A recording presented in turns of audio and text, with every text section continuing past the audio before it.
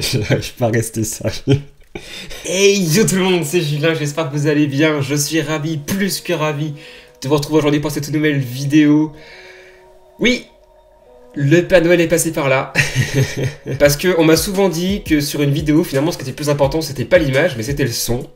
Donc pour la première fois, j'ai investi pour la chaîne, et donc voilà, ce fameux microphone que j'ai pu déjà un peu tester, et normalement, bon, ça devrait être bien plus agréable à écouter, en tout cas. Vous n'êtes pas sans savoir qu'aujourd'hui, nous sommes le 31 décembre 2016. Ça fait maintenant 4 ans, jour pour jour, que la première vidéo de la chaîne est sortie, le fameux gameplay sur Split Second Velocity. Toujours aussi pourri, mais je pense toujours aussi dans la regarder. Le lien, ce sera dans la description. Donc voilà, si vous voulez bien vous foutre de ma gueule, c'est pour vous. Et c'est vrai que sur les précédents anniversaires, j'avais essayé de faire des trucs un peu spéciaux. Pour les 1 an de la chaîne, j'avais fait une petite FAQ complètement merdique. Pour les 2 ans de la chaîne, j'avais fait un espèce de petit court-métrage avec un hommage un très bancal à boîte de cut. Et pour les 3 ans de la chaîne, j'avais fait la suite et fin du fil rouge que j'avais fait pour les analyses de texte. Et c'était surtout la suite de l'analyse sur Ritza, qui reste aujourd'hui ma vidéo la plus vue sur la chaîne, avec presque 45 000 vues, ce qui est dingue. Et donc c'était la fameuse vidéo où j'étais sur mes chiottes. Je pense que vous en souvenez si vous me suivez depuis un petit moment. Et pour cette vidéo des 4 ans, ben, j'avais pas vraiment d'idée. Et je me suis dit, autant faire un truc posé avec ce nouveau microphone pour vous parler un peu de l'année 2016, pour faire un petit bilan de ce qui s'est fait sur la chaîne, de ce qui va arriver sur la chaîne en 2017. Et aussi faire un espèce de petit avis sur ce que YouTube a pu nous proposer en 2016. Pas forcément que du positif. Mais, Julien, pourquoi as-tu une capuche? Tu la joues Tog Life, c'est ça? Alors, j'ai ma capuche parce que ceci.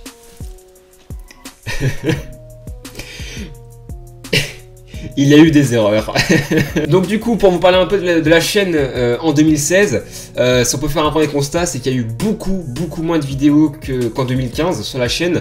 Alors, j'ai pas les chiffres précis, je vais les afficher. Donc voilà, donc là vous aurez les nombres de vidéos en 2015 et en 2016 sur la chaîne. Et donc logiquement, en 2016, le chiffre doit être bien moins grand. Pourquoi? Tout simplement parce que j'ai eu beaucoup moins de temps. Le truc, c'est qu'en début d'année, j'avais le deuxième semestre. Et je devais l'avoir parce que j'avais pas eu le premier, donc j'avais tryhardé comme un immense sport, donc j'avais beaucoup moins de temps libre, et donc du coup j'ai pas pu faire beaucoup de vidéos. Pareil pour l'été, finalement j'ai pas fait grand chose, y a pas eu beaucoup de vidéos, et depuis la rentrée, bah pareil, je bosse pas mal, donc j'ai pas trop de temps libre. Donc c'est pour ça qu'il n'y a pas eu beaucoup de vidéos, et c'est aussi parce que j'ai pas eu beaucoup d'inspiration, notamment pour les analyses de texte, parce que vous avez remarqué qu'il n'y en a eu que 4 cette année. Il y a eu l'analyse sur Joule, sur Kinvey, sur Christophe Maé et sur Tal. Et si on compare à 2015 où finalement il n'y a eu que 6 mois d'analyse de texte parce que ça a commencé en mai 2015, il y avait eu 8 analyses ou 9, je sais plus, un truc comme ça, donc 2 fois plus, sur 2 fois moins de temps. Il y a eu que 4 analyses tout simplement parce que déjà je savais pas trop de qui parler, parce qu'il n'y a pas eu beaucoup d'artistes qui ont vraiment émergé en 2016, puis aussi parce que j'avais pas beaucoup d'inspiration. C'est pour ça que par exemple je voulais faire des hors-séries à la rentrée, et finalement j'ai pas eu le temps de les faire, j'ai même pas commencé à les écrire, j'ai les sujets, mais j'ai pas le temps de les faire, et donc j'avais 2 hors-séries prévus, j'avais un hors-série, un petit hors-série, un gros hors-série, qui aurait été plutôt long, et bon je les ferai plus tard, parce que là pour l'instant j'ai pas vraiment eu le temps de... Ouais! Ah, maman, je t'aime, mais tu me gaves. Donc voilà, les analyses de texte, il y en a eu pas beaucoup cette année, et j'en suis désolé. Ce qui donc m'amène à parler de 2017. Qu'est-ce qu'il va y avoir sur la chaîne en 2017? Alors pour l'instant, je pourrais juste vous parler du mois de janvier, parce qu'il n'y a que le mois de janvier où je sais précisément ce qui va se faire sur la chaîne. Donc la première vidéo de 2017, bonne nouvelle, sera une analyse de texte. Elle est écrite, je vais la tourner très bientôt. Petit spoil, je vais parler d'un artiste dont j'ai déjà parlé. J'ai pas vraiment le choix, donc bon. Et ça sera une analyse assez classique, elle sera, je pense, assez courte.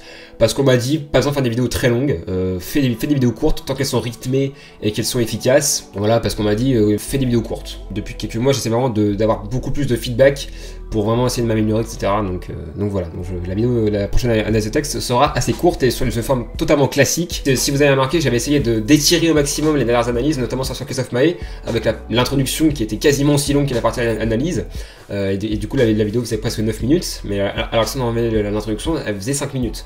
Et là je pense à minutes, ce sera la durée de la prochaine analyse qui va arriver là. Ensuite il y aura le bilan cinéma 2016, parce que j'avais adoré faire celui de 2015 et il a plutôt eu un beau succès, donc bon bah ça sera avec grand plaisir que je ferai le bilan cinéma 2016. J'ai prévu de le tourner le 2 janvier, donc le dernier jour des vacances, donc lundi prochain. À l'heure où je vous parle, j'ai encore 2-3 films à voir pour compléter ma liste de films que j'ai vus. Donc voilà, je tournerai ça le 2 janvier, le temps de faire le montage qui sera je pense un peu long, donc ça sortira je pense vers le milieu du mois. Et à la fin du mois de janvier, vous aurez l'épisode 15 du walkthrough sur une fin de loup, que j'ai d'ailleurs terminé de tourner, donc vous aurez les épisodes 16 et 17, les 2 derniers épisodes, en février.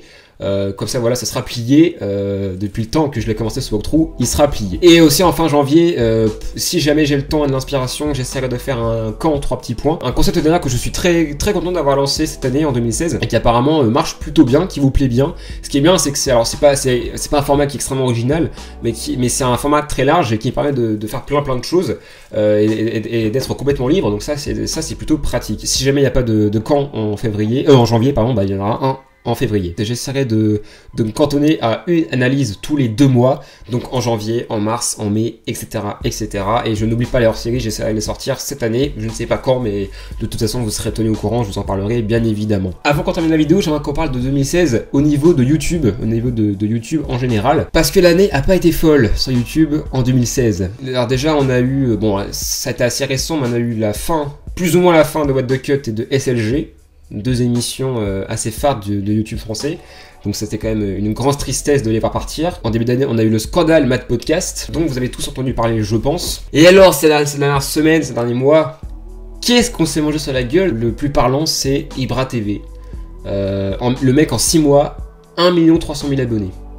Et pourquoi? Parce qu'il a compris le principe. Parce qu'il a compris comment faire des vues, il a compris que YouTube n'était pas infaillible et qu'en fait il était plutôt aisé de se faire de la thune sur YouTube et de marcher sur YouTube. Et ça me porte peine. Parce que du coup la créativité sur YouTube, si ça continue comme ça, dans 5 ans il n'y en aura plus du tout. Alors oui, moi j'ai même pas 200 abonnés, je me permets de juger ces gens-là. Quelque part je les respecte un peu.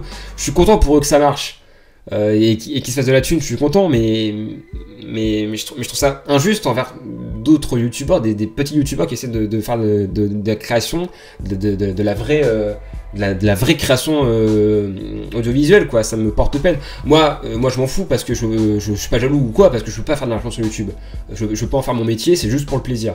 Donc voilà, c'est bien, c'est très bien pour eux qui marchent, mais moi ça m'emmerde. Pour vous expliquer un peu pourquoi c'est grave, enfin c'est pas moi qui vais le faire d'ailleurs, je vais vous parler d'une chaîne qui s'appelle que j'ai découvert récemment, qui s'appelle le mec s'appelle Tox Colaboy, je crois, qui a une émission qui s'appelle Mes chaînes non abonnement. Il parle de mecs auxquels il n'est pas abonné, il explique pourquoi. Sur ces derniers épisodes, on tombe sur les cas des mecs qui ont compris comment le nouvel algorithme de YouTube fonctionne et qui du coup cartonnent alors qu'ils font des trucs qu'on a vu 50 000 fois, mais voilà, ils font des titres putaclic, ils font des miniatures qui putaclic, et c'est des mecs qui ont compris comment ça fonctionne. Le truc, c'est que maintenant, aujourd'hui, sur YouTube, je crois que la majorité du public de YouTube, ce sont des adolescents entre 10 et 15 ans, et donc du coup, ceux qui sont nés après les années 2000, qui est une génération qui me fait très peur. Je sais qu'il est facile de taper sur les 2000, et par exemple, c'est pour ça que je pense que je vais m'abonner très prochainement à une chaîne qui s'appelle, à une youtubeuse qui s'appelle Adèle, qui est née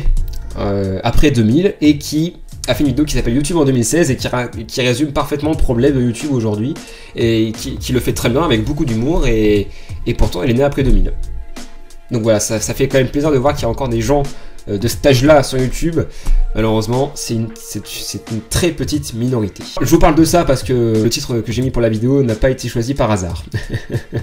J'espère en tout cas que le titre vous aura fait marrer. Sinon, pour finir la vidéo, enfin, 2016 en général, une année de merde, une grosse année de merde, entre tous les attentats à Nice et dans les autres pays, entre l'élection de Trump, entre toutes les personnes formidables qu'on a perdues cette année.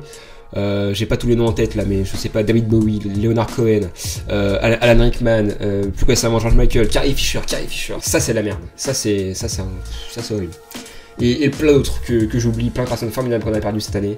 Vraiment ça m'emplit de tristesse. Voilà, on se dit que si toutes les légendes du cinéma, de la musique commencent à nous quitter là dans les années qui vont venir, qu'est-ce qui va rester? Ça fout les boules. On va quand même rester sur une note assez positive, hein, la vie continue Et voilà, on va dire que 2017 sera une meilleure année. Voilà, c'était donc en mode posé, tranquillement, ça fait plaisir, ça fait du bien aussi de faire ça. Et moi je suis très content de ce nouveau micro qui est trop beau en plus, franchement il est super classe.